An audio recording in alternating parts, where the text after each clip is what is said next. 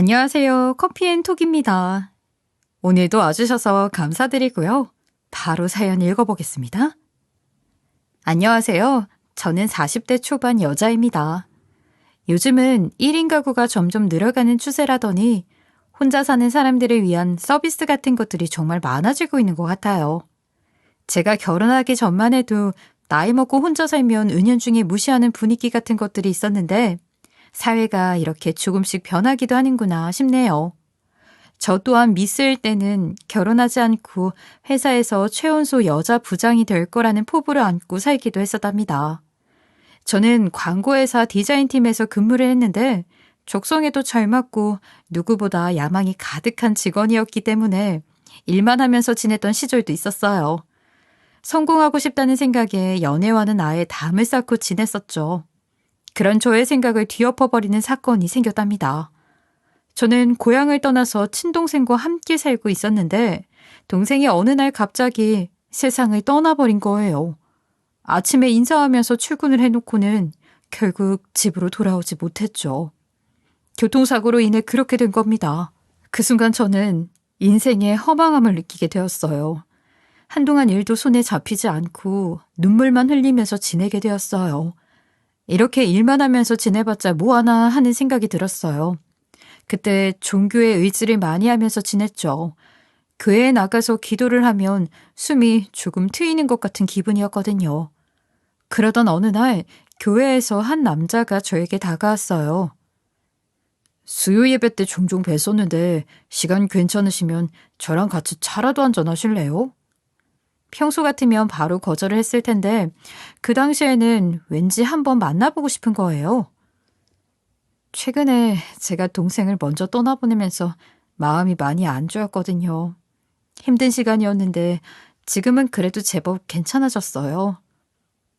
아, 그러시구나.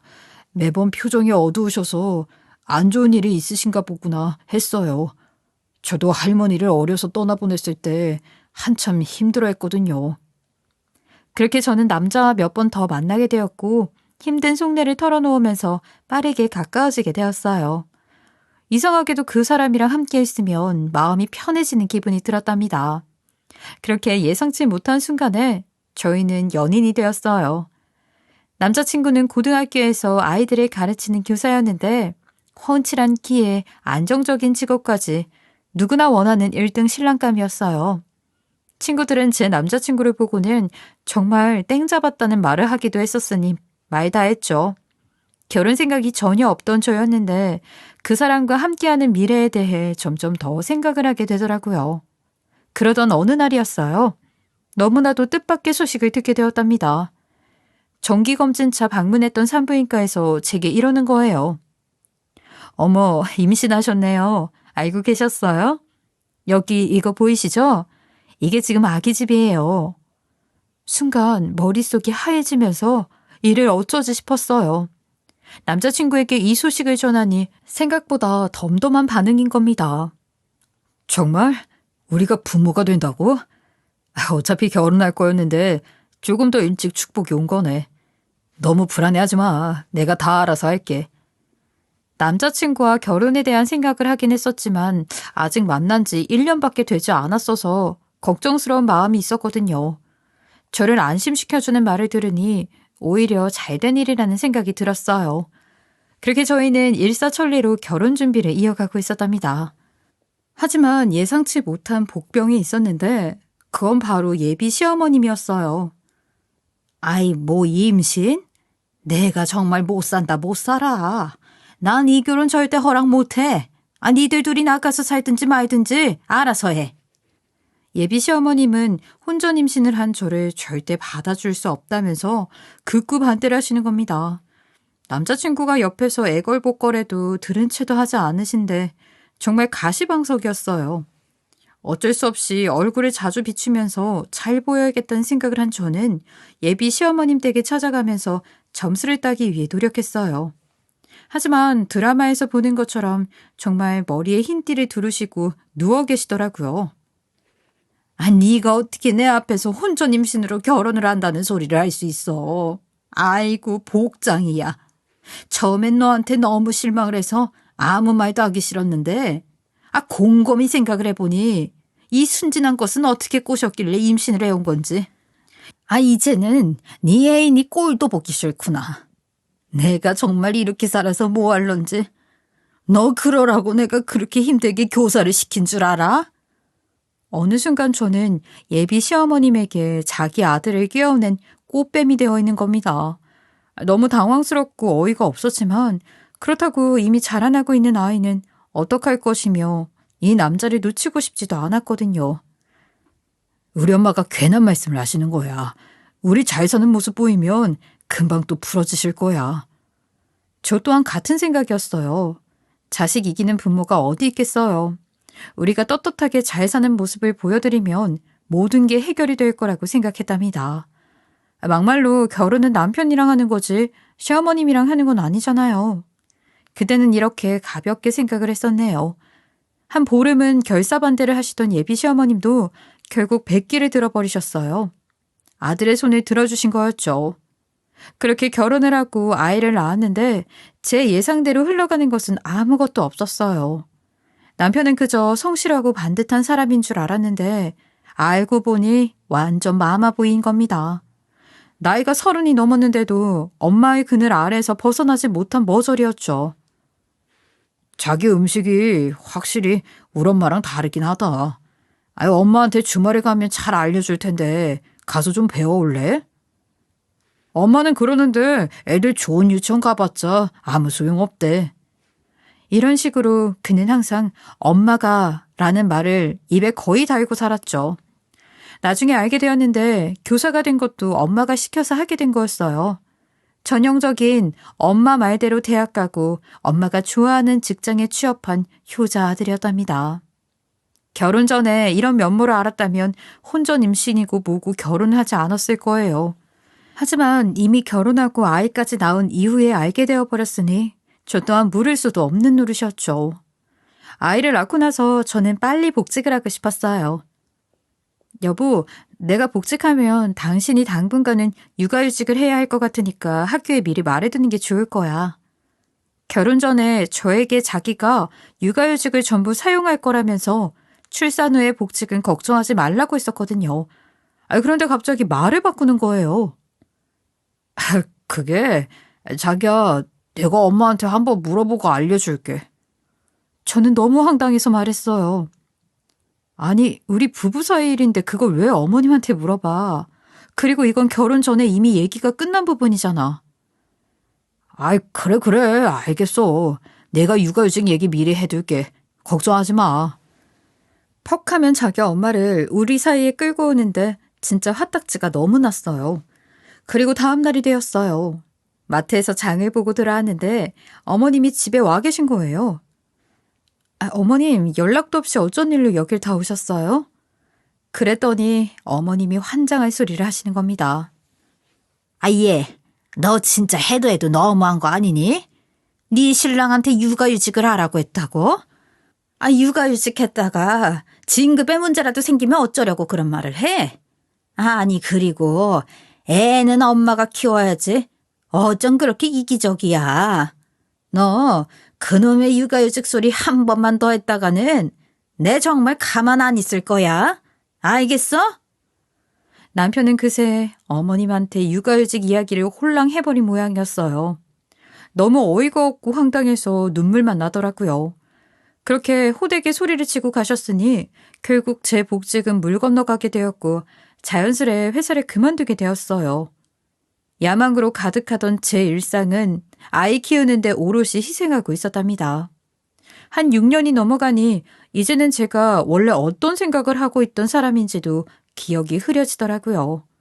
그냥 애 키우는 아줌마, 이상도 이하도 아닌 사람이 되어 있었죠. 그러다 이전 직장 동료인 은지를 만나게 되었어요.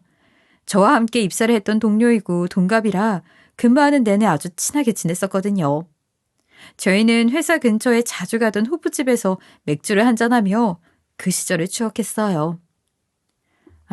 우리 야근할 때 여기 항상 왔었잖아. 그때는 진짜 시간이 안 가는 것 같더니 언제 이렇게 30을 훌쩍 넘겼나 몰라.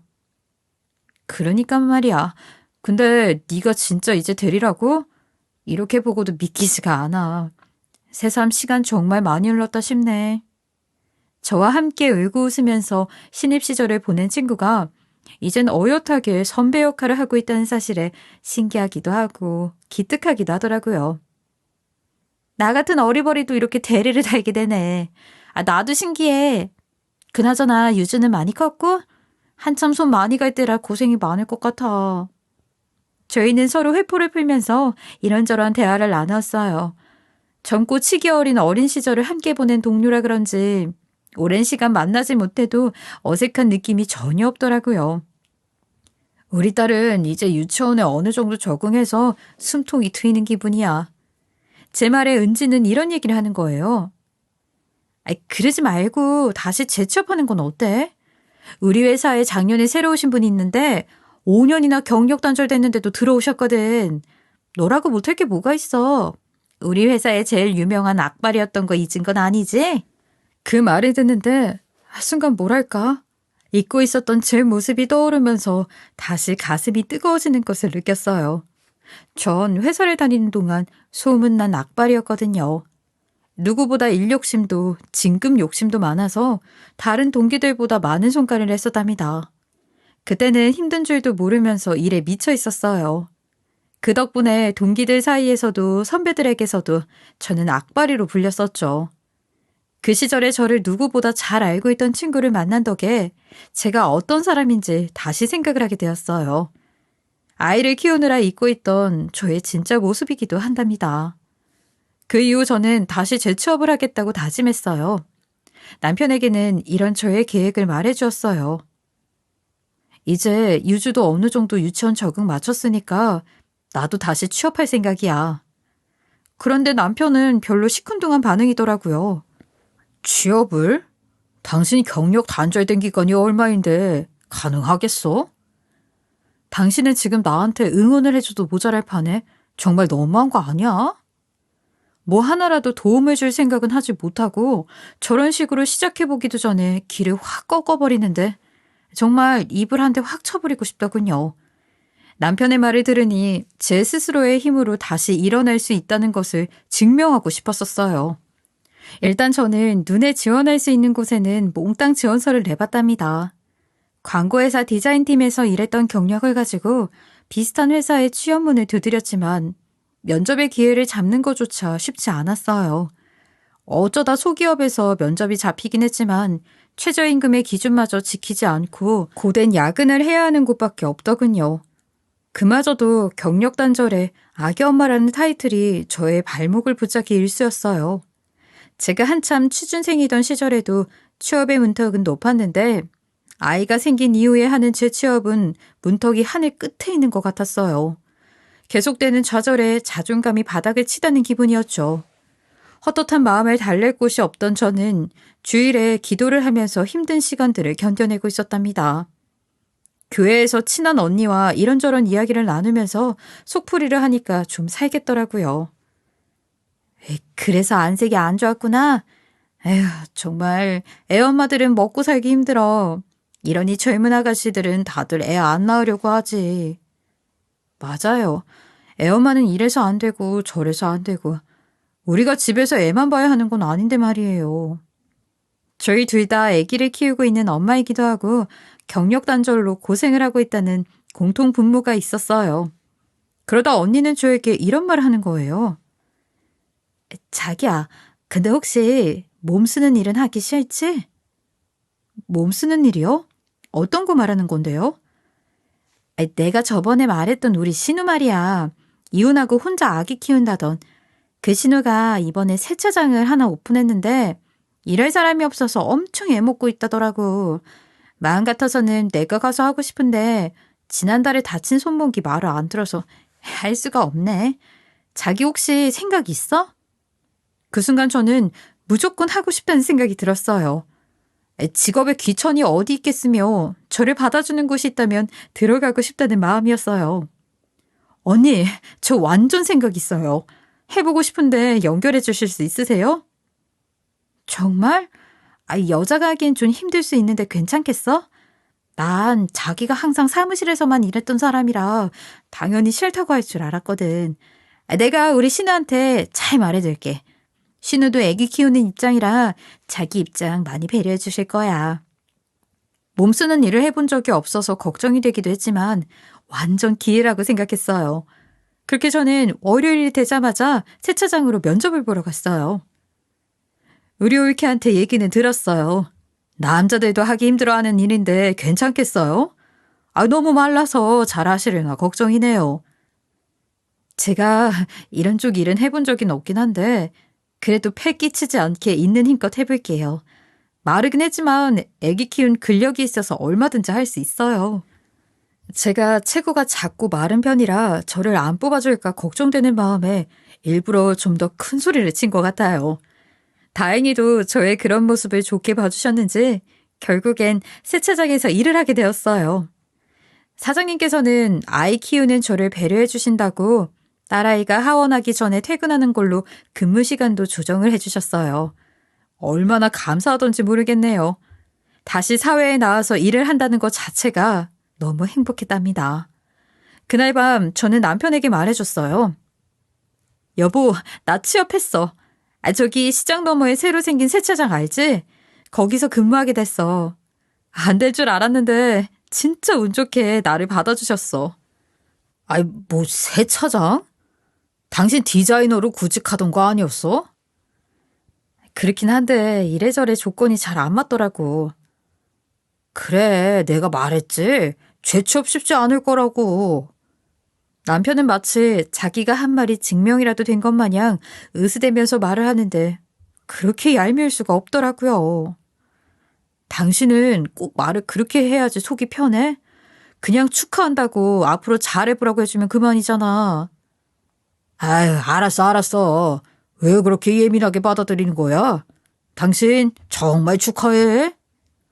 사람을 엎드려 절받게 만들고 나서는 축하한다는 말을 하더군요. 이래저래 참 도움 안 된다 싶었어요. 그런데 남편이 이러는 거예요. 근데 엄마가 알면 분명 안 좋아하실 거야. 웬만하면 엄마한테는 말하지 말고 하는 게 좋을 거야. 남편이 하는 말이 틀린 말은 아니었어요. 어머님은 항상 교사인 아들의 체면을 깎아먹으면 안 된다는 말씀을 입에 달고 사시는 분이시거든요. 제가 세차장에서 일을 한다고 하면 분명 노발대발 난리가 날 것 같았죠. 일단은 비밀에 붙이고 일을 시작하게 되었어요. 각오를 하고 시작하긴 했지만 세차 일은 정말 쉽지 않더라고요. 단순해 보이는 작업이지만 나름의 요령과 기술이 필요했죠. 초반엔 일이 손에 익지 않아서 팔을 올릴 수가 없을 정도로 근육통에 시달려야 했어요. 그 와중에 딸아이 목욕시키고 밥해 먹이고 하는데 정말 딱 죽을 맛이다 싶었답니다. 현지 씨, 막상 해보니까 어때요?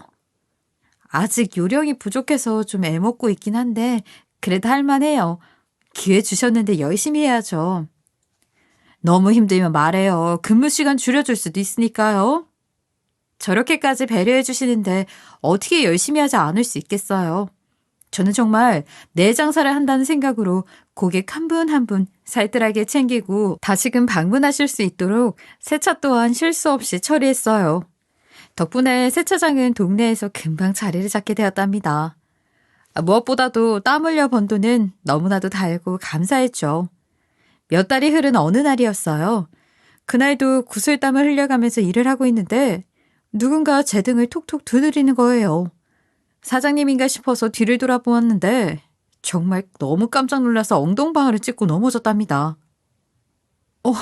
어머님, 여기를 어떻게 오신 거예요? 세상에, 얘아가, 너 여기서 뭐하고 있는 거니? 순간 너무 당황해서 어떻게 해야 할지 모르겠더라고요. 어차피 이렇게 된 것 솔직하게 말하자 싶었답니다. 어머님, 그게 저 여기서 근무하고 있어요. 한 석 달 정도 됐어요. 먼저 말씀드려야 했는데 죄송해요. 아니, 여기서 일을 하고 있다고? 내가 정말 못 산다. 너, 네 남편 학교 선생님들이랑 마주치기라도 하면 어떡하려고 여기서 이런 일을 하고 있어? 누구 얼굴에 먹칠을 하려고. 저는 어머님을 황급하게 모시고 나갔어요. 누가 들을까 봐 창피하더라고요. 당장 그만두라고 노발대발 난리가 나신 어머님을 진정시키느라 아주 혼났네요. 그 이후로도 어머님은 일을 그만두라고 난리도 그런 난리가 없었어요. 너 아직도 그만두지 않은 건 아니지? 아주 누가 볼까봐 내가 심장이 조마조마해 죽겠어. 어머님, 세차장에서 일하는 게 뭐가 그렇게 창피할 일이라고 그러셔요. 아이 뭐? 지금 그럼 세차장 일이 떳떳하기라도 한 거야? 너 거기서 뭐 한 달에 500만 원 정도 벌기라도 하는 거야? 어디 푼돈밖에 벌지 못하면서 남편 체면을 구기려고 한다는 거니? 내가 정말 속이 답답해서 미치겠다. 어머님이 하지 말라고 말리려 하니 더욱이 오기가 들더라고요. 사람 마음이 참 이렇게나 간사해요. 어머님이 그럴수록 제 마음속에 있는 악바리 근성이 스멀스멀 피어오르는 겁니다. 일부러 그만두지 않고 더 열심히 일하면서 지냈어요. 제 힘으로 번 돈으로 딸아이에게 맛있는 것도 사주고 저한테 쓰기도 하면서 지내니 너무 좋더라고요. 제가 꾸준하게 열심히 하는 모습을 보이니 사장님도 저를 좋게 평가해 주시고 계셨어요. 그렇게 시간이 2년이나 흘렀어요. 남편도 처음엔 얼마 안 하고 그만둘 거라고 생각했다더군요. 그런데 제가 바득바득 출근을 이어가는 걸 보고 백기를 들더라고요. 어머님은 여전히 세차장 일을 하는 저를 못마땅해 하십니다. 이제는 저도 그러거나 말거나 하는 생각으로 그만두지 않고 있어요. 일도 손에 익을 대로 익었고 월급도 올랐는데 그만둘 이유가 없었어요. 처음에는 힘들었지만 하다 보니 이제는 재미도 있었죠. 그러던 어느 날이었어요. 가게에서 큰 사고가 일어났답니다. 그날은 사장님의 9살 난 아들이 학원을 마치고 가게로 왔었어요. 종종 보는 얼굴이라 반갑게 인사를 나누었죠. 승민이 왔구나. 이모랑 오랜만에 보는 것 같네. 현지 씨, 저 요 앞에서 볼 일이 있어서 잠깐 자리 좀 비울게요. 승민이 너 저기 가서 헝아 옆에서 놀고 있어. 알겠지? 이모 일하는데 괴롭히지 말고 얌전하게 있어야 해. 엄마 금방 다녀올게. 아이를 가게에 두고 사장님은 잠시 외출을 하셨어요. 저는 하던 일이 있어서 계속 분주히 움직이고 있었고 대학교 방학을 맞아 잠시 알바하고 있는 남자 알바생이 아이를 돌봐주고 있었답니다. 퇴근 시간이 다가와서 바쁜 와중이었죠. 그런데 갑자기 비명소리가 들리는 거예요. 사장님 아들의 비명소리인 것 같았어요. 너무 놀라서 황급하게 비명소리가 들리는 곳으로 가보니 아이가 주저앉아서 엉엉 울고 있는 겁니다. 저는 알바생에게 물어보았어요. 아니, 무슨 일이에요? 승민아, 왜 그래? 그게 정말 잠깐 한눈판 사이에 승민이가 혼자 세차용품을 만지다가 눈에 용액이 들어간 것 같아요. 어쩌죠? 어린 알바생은 이런 상황이 처음이니 혼비백산을 하면서 발만 동동 구르고 있는 겁니다. 아이의 눈을 보니 이미 빨갛게 충혈이 심해져 있었고 아파서 어쩔 줄을 모르는 거예요. 제가 가지고 있는 인공 눈물로 일단 급한 응급처치만 한 뒤 저는 아이를 들고 급히 인근에 있는 대학병원으로 갔어요. 사장님한테 대학병원으로 오라고 전해주세요. 택시 부를 시간이 없어서 사장님 차를 몰고 곧장 병원으로 향했답니다. 다행히도 차를 두고 외출하셨거든요. 알바생에게 연락을 받은 사장님은 얼굴이 사색이 되어서 병원에 오셨어요. 승민아, 현지씨, 우리 승민이 어떻게 된 거예요? 언제나 의연하고 다부진 모습만 보이시던 사장님이셨지만 병원에 누워있는 아들을 보고는 한없이 무너져 내리시더라고요. 하긴 어떤 부모가 다친 자식을 보고 의연할 수 있겠어요. 우리 딸이 이런 상황에 놓여있다는 생각만 해도 너무 끔찍한데 사장님은 지금 마음이 오죽하실까 싶더라고요. 눈물을 흘리면서 아들을 부여잡는 사장님을 안심시키는 게 먼저라고 생각한 저는 이야기해드렸어요. 알바생 친구가 잠깐 한눈판 사이에 눈에 세차용액이 들어갔더라고요. 큰 문제 없다고 하시니까 안심하세요, 사장님. 엄마가 미안해. 너를 여기에 데리고 오는 게 아니었는데 정말 미안해. 아들에게 미안하다는 말만 하시면서 눈물을 흘리시는데 그 모습이 너무 애처로워서 어깨를 꼭 안아드렸네요. 잠시 후 의사 선생님께서 오셔서 말씀해 주셨어요. 어린아이들 눈에 이물질이 들어가는 사고는 종종 일어나는데 응급대처가 가장 중요하거든요. 그런데 병원에 오기 전에 응급처치를 너무 잘해주셨고 또 병원으로 빨리 와주셔서 다행히도 시력에는 큰 이상이 없을 거예요. 정말요? 선생님, 너무 감사합니다. 저희 아이 무사한 거죠? 네, 처치를 잘해주셔서 저희가 더 감사하죠. 하마터면 시력을 잃을 수도 있는 위험한 상황이었는데 빠른 처치가 애를 살렸네요. 의사 선생님의 말씀에 제 마음이 다 놓이더라고요. 제가 더 큰 사고를 막았다는 것만으로도 너무 감사한 마음이었답니다. 사장님, 죄송해요. 제가 좀 더 주의 깊게 보고 있었어야 했는데. 아니에요. 현지 씨가 뭘 잘못했다고 미안해요. 오히려 제가 너무 고맙죠. 선생님 말씀처럼 현지 씨가 응급처치를 잘해주셔서 큰 사고로 이어지지 않은 거예요. 정말로 고마워요. 저도 아이 키우는 엄마잖아요. 그 상황에서 누구라도 그렇게 했을 거예요. 사장님은 저에게 고맙다면서 손이 꾹 잡아주시더라고요. 이제서야 마음이 좀 진정된 듯 보이셨어요. 이 은혜를 어떻게 갚아야 하나 몰라요. 아유, 은혜는 무슨 은혜예요, 사장님. 정 은혜를 갖고 싶으시면 저 자르지만 말아주세요. 제 농담에 그제서야 웃는데 비로소 저희 둘 다 긴장이 풀리더라고요. 한바탕 소동이 지나가고 며칠 뒤 어머님이 저희 집에 찾아오셔서는 저에게 이러는 거예요. 아, 예. 내가 아는 아줌마가 사무실에 자리 하나 만들어준다고 하더구나. 사무보조일인데 당장 지금 그 일 그만두고 거기로 가라. 세차일은 창피하니 자기가 소개해준 일을 다니라고 하는 겁니다. 조건을 들어보니 최저임금 수준도 지키지 않는 사무실이었고 앉아서 하는 일이라는 것 이외에는 전혀 하고 싶은 마음이 들지 않는 거예요. 제가 빙빙 돌려서 말하면 안 될 것 같아서 확실하게 거절의 의사를 표현했답니다. 어머님, 저도 지금 제가 하는 일이 있는데 그렇게 하고 싶지 않아요. 아, 너는 누굴 닮아서 그렇게 똥꼬집이니? 답답하다. 정말 답답해. 아이, 그 좋은 자리를 왜 싫다고 하는 거야? 남들은 가고 싶어도 못 가는데. 뭐가 그렇게나 체면을 구기는 것이고 못마땅한 것인지 항상 저러는데 이제는 이 꼴이 났죠.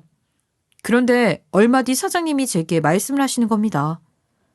현지 씨 덕분에 우리가 장사도 잘 되고 자리도 완전히 잡아서 사업을 확정할 생각을 하고 있어요. 정말요? 사장님 그럼 2호점 내시는 거예요? 저에게 진급의 기회라도 생기는 건가 하는 생각에 내심 가슴이 두근거리더라고요. 그런데 사장님은 의외의 말씀을 하시는 겁니다. 아, 그게 2호점은 2호점인데 출장 세차를 해볼 생각이에요. 그런데 출장 세차 사업은 현지 씨가 아예 전담으로 맡아줬으면 좋겠는데 혹시 해볼 생각이 있어요? 새로 시작하는 사업을 저에게 몽땅 맡기고 싶다고 하시더라고요. 생각지도 못한 제안에 어안이 벙벙했어요. 물론 맨입에 하자는 소리 아니에요. 당연히 인센티브 빵빵하게 넣어줄 거고 일을 하는 만큼 더 많이 받아갈 거예요. 현지 씨도 나중엔 독립해야죠. 분명 좋은 기회가 되어줄 거예요. 저야 너무 감사하죠. 근데 어떻게 저한테 사업을 맡기실 생각을 하셨어요? 2년이나 같이 일하면서 제가 그동안 봐온 게 있잖아요. 현지 씨처럼 굳은 일 마다 않고 성실하게 일하는 직원 놓치면 저만 손해죠. 같이 윈윈할 수 있는 방향을 찾아보니 현지 씨한테 제일 먼저 제안드린 거예요. 그 말에 왠지 너무 감동을 받았어요. 제가 한 만큼 보상을 해주고 싶은 마음에 제안을 해주셨다고 생각하니 이건 정말 놓칠 수 없는 기회라고 생각했답니다. 제가 마다할 이유가 없어요. 너무 감사합니다. 저 이거 정말 잘해볼게요. 사장님의 제안에 다시 한번 마음이 불타오르는 기분을 느꼈답니다. 남편에게도 어머님에게도 이 이야기를 해봤자 좋은 말을 듣기는 어려울 것 같아서 일단은 비밀에 붙이기로 했어요. 그리고 시작하게 된 출장 세차는 저에게 물 만난 고기 같은 일이었어요. 기존에 근무하던 방식을 바꿔서 돌아다니며 해야 했는데 일이 하나씩 늘어갈 때마다 너무 신이 나고 빨리 일하러 가고 싶은 생각에 눈뜬 것이 행복했어요. 물론 몸은 힘들었지만 하는 만큼 벌어간다는 사실에 힘든 줄도 모르고 일에 매진했답니다. 출장 세차 일을 시작한 지 3개월 만에 입소문이 퍼지기 시작하면서 순식간에 제 월급은 기존에 받던 금액을 훨씬 뛰어넘게 되었어요. 한참 많이 벌 때는 800만 원 이상의 수익을 가져가게 되었으니 힘든 것을 잊을 수밖에 없었답니다. 제 수입이 날이 갈수록 높아지고 있는 것은 사장님과 저 말고는 아무도 모르겠어요. 괜히 남편한테 으스대는 것도 어른스럽지 못하다고 생각했기 때문이었죠. 어머님과 남편은 아무것도 모르고 지들 잘났다고 제 앞에서 교사가 어쩌고 하면서 콧대를 높게 구는데 그래 니들은 그렇게 니들 잘난 체 하면서 살아라 하고 속으로 비웃어주기만 했답니다. 그렇게 잠잠하게 지냈었는데 결국 사건이 터지고 말았어요. 그날은 주말 아침이었어요. 전날 평소보다 예약이 많아서 하루 종일 쉬지 못하고 추운 곳에서 발발 떨면서 근무를 했더니 몸살 기운이 있는 거예요. 먼저 일어난 남편은 제가 아픈데도 눈치도 없이 이러는 겁니다. 여보, 지금 해가 중천인데 아침 먹어야지 않아? 아, 미안한데 지금 몸살 기운 있어. 당신이 좀 챙겨 먹어. 남편은 원래 항상 아침밥을 꼭 먹는 사람이거든요. 평일에는 제가 빠지지 않고 밥을 차려주는데 그날은 주말이기도 했고 몸살 기운 때문에 일어나지를 못하겠는 거예요. 그래서 남편에게 말을 했더니 궁시렁궁시렁거리면서 방 밖으로 나가버리더라고요. 대꾸할 기운도 없어서 단잠에 빠져 있는데 갑자기 눈을 번쩍하고 뜰 수밖에 없는 일이 일어났어요. 깊게 자고 있는 저에게 소스라칠 정도로 차가운 찬물이 확 뿌려진 거예요. 정신이 확 들더라고요. 이게 무슨 상황인지 싶어서 눈을 부비고 앞을 쳐다보니 어머님이 씩씩거리면서 서 있는 겁니다. 저는 너무 어이가 없고 황당해서 소리쳤어요. 어머님, 이게 뭐 하는 짓이에요? 그건 내가 할 말 아니겠니? 너야말로 지금 뭐 하는 짓인데? 침대 시트고 이불이고 몽땅 젖어버린 이 상황이 너무 의아하고 어이가 없었어요. 매일같이 저한테 헛소리를 하더니 이 노인네가 드디어 노망이 났나 보다 싶었죠. 그리고 어머님은 저에게 말을 하더라고요. 그까지 세차일에서 꼴랑 푼돈 벌어오는 주제에 감히 내 아들을 굶기고 있는 거냐? 내가 우리 아들 평생 아침밥 굶겨본 적이 없어. 어디 싸가지 없이 늦잠 잔다는 핑계로 내 아들을 굶겨? 그 말을 듣는데 뚜껑이 확 열려버리는 걸 느꼈어요. 심지어 남편 놈은 지 엄마 뒤에 서서 아무 말도 하지 않고 저를 노려보고 있는데 그 꼴을 보니 진짜 속이 뒤집히더라고요. 마마보이인 줄은 알고 있었지만 저런 식의 머저리인 줄을 미처 몰랐네요. 저도 더는 가만히 있을 수가 없었고 벌떡 일어나서 소리를 질렀어요. 어머님, 정말 해도 해도 너무하신 거 아니세요? 이걸 좀 보고 말씀하세요. 그리고 저는 그 미친 시모의 눈앞에 제 모바일 뱅킹을 열어서 잔고를 보여줬어요. 이거 보시고도 푼돈이라는 말이 나오세요? 그렇게 소중한 교사 아들은 은퇴할 때까지 만져보지 못할 액수 아닌가요? 한눈에 셀 수 없는 영들을 보면서 시모와 남편은 눈이 휘둥그레져서 놀라더라고요. 아니, 네가 그깟 세차일로 이렇게나 많이 번다고? 여보, 언제부터 이렇게 많이 벌고 있었던 거야? 그런데 너 왜 말을 안 했어? 장구를 보고 놀라서 저 따위 말을 하는데 그게 더 얄밉고 성질이 뻗치더라고요.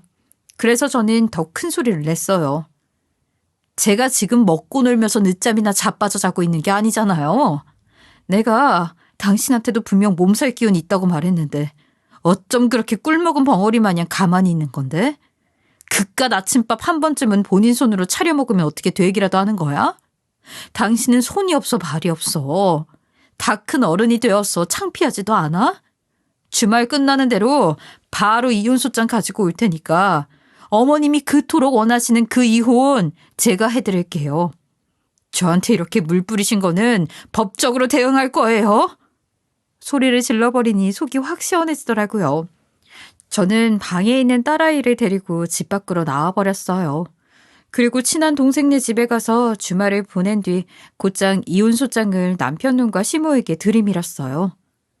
어머님, 드디어 소원 이루셔서 좋으시겠어요. 고상한 일하는 며느리 그렇게나 바라셨잖아요.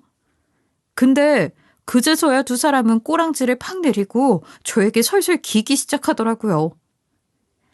아이, 그게 아가, 내 말을 좀 들어봐라.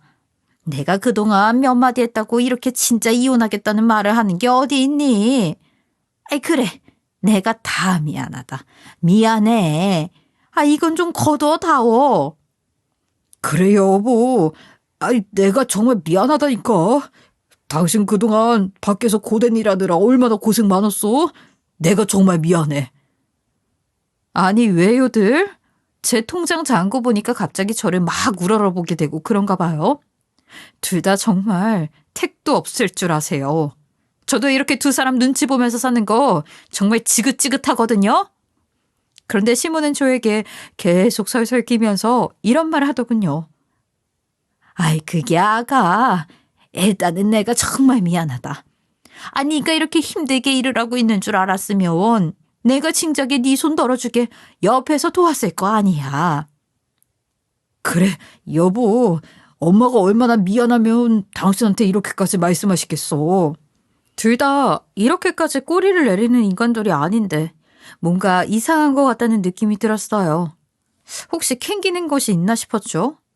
아니나 다를까 남편 놈의 다음 말에 저는 제 감이 틀리지 않았음을 알 수 있었답니다. 여보, 그게 혹시 나 그만두고 당신이랑 같이 세차 일하면 안 될까? 내가 정말 당신 옆에서 하라는 것만 하면서 열심히 배울게. 그래, 아가. 이 녀석이 이렇게까지 말하는데 한번 진지하게 생각 좀 해보렴. 뭔가 이상한 거예요. 제가 하는 일을 그렇게 무시하기만 했던 인간들이 저에게 세차 일을 하고 싶다고 하는 것부터가 뭔가 깨름칙하잖아요. 그래서 저는 물었어요. 매번 내 일이 하찮다고 그러더니 무슨 바람이 든 거야? 꼼수 부릴 생각 말고 당장 솔직하게 말해. 무슨 일 있었어? 그리고 저는 너무 어이가 없고 황당한 이야기를 들었어요. 남편놈은 근무하던 학교에서 학부모에게 뒷돈을 받고 수행평가를 조작했다가 적발이 되어서 학교에서 징계를 먹고 잘렸다는 겁니다. 아니, 그게 다 사실이야? 당신 어떻게 교사가 되어서 그런 짓을 할 수가 있어? 정말 제정신인 거야? 창피해서 살 수가 없어. 그게 내가 일부러 그런 건 아니고 다 말하자면 많이 복잡해. 아무튼 일이 그렇게 되어버렸어. 주말 아침에 당신이랑 아침 먹으면서 이 이야기 하려고 했는데 당신은 내 속도 모르고 잠 안 자고 있으니 나도 속이 말이 아니었어. 아가, 이 녀석 고운 피부가 다 이렇게 상한 것 좀 봐라. 얼마나 그동안 소가리를 많이 했으면 이렇게 됐겠어. 가족 좋은 것이 다 뭐겠어. 한번 잘 좀 생각해 보렴. 얘한테도 아빠가 얼마나 중요한지는 너무 잘 알지 않니? 그렇게나 교사의 품이 어쩌고 하면서 되도 않는 말을 하더니 결국 이렇게 학교에서 퇴출당하는 불명예를 안고 교사 생활에 막을 내리게 된 겁니다. 코웃음도 나지 않았어요. 이렇게 된 것 저는 두 사람에게 유예기간을 주게 되었어요. 그래, 당신 뜻이 그렇게 간절하면 내가 앞으로 2달간 당신이랑 어머님이 저한테 하는 걸 지켜보고 이혼 소장을 거둘지 말지 결정할게요. 2번의 기회는 없을 줄 아세요, 둘 다? 그렇게 유예기간을 가지게 된 채 저는 남편과 함께 일을 하게 되었어요. 막내로 들어온 만큼 온갖 잡일과 허드렛 일은 남편의 몫이 되었죠. 궁지에 몰린 이만큼 찍소리 못하고 굳은 일을 묵묵히 해내더라고요. 시모도 지 아들과 본인이 잘못한 것이 있으니 저희 집안 살림을 대신해주면서 고분고분한 모습을 보이는 겁니다. 그렇게 2달의 유예기간이 지난 후 저는 남편에게 제안을 했어요. 당신이 2달간 내 밑에서 일하는 걸 지켜보니까 정신을 좀 차린 것 같다는 생각이 들어. 이혼 소장을 거둘게. 근데 조건이 하나 있어. 나랑 같이 일을 하되 당신은 나한테 용돈 타 쓰는 것 이외에 다른 수입은 없을 거야. 그래도 상관없어? 당신도 이 제안에 오케이 하면 이혼 소장 거둘게. 지까짓 게 어디 뭐 다른 선택안이 있겠나요? 너무 고맙다고 하면서 자기가 잘하겠다고 하더라고요. 그렇게 저희는 다시 극적 결합을 하게 되었답니다. 집에서 집안 살림 같은 건 남편이 거의 맡아서 하고 있고 밖에선 제 팔다리 역할을 하면서 지내고 있어요. 어머님도 더 이상은 저한테 세차 일이 어떻다는 등의 헛소리는 하지 않고 제가 무슨 말 한마디 하면 찍소리 못하세요. 상황이 완전히 대역전이 된 것이었죠. 요즘은 완전히 제가 주도권을 잡고서 지내고 있답니다. 한창 육아만 할 때는 내 인생이 이렇게 집에만 있다가 끝날 것 같다는 생각에 서글퍼서 눈물을 흘리기도 했었어요. 그런데 이렇게 주도적으로 사회에서 다시 인정도 받고 돈도 벌고 하는 날이 오기도 하네요. 100세 시대에 도래한 만큼 우리들은 앞으로 수없이 많은 신입 시절을 거쳐야 한다고 하더라고요. 사연을 들으시는 분들도 늦었다고 생각 말고 도전하고 싶은 일이 있으시다면 과감하게 도전해 보셨으면 좋겠고 저의 인생 이야기 들어주셔서 감사합니다. 지금까지 커피앤톡이었습니다. 오늘도 끝까지 함께 해주셔서 감사하고요. 다음 영상으로 또 찾아뵙겠습니다.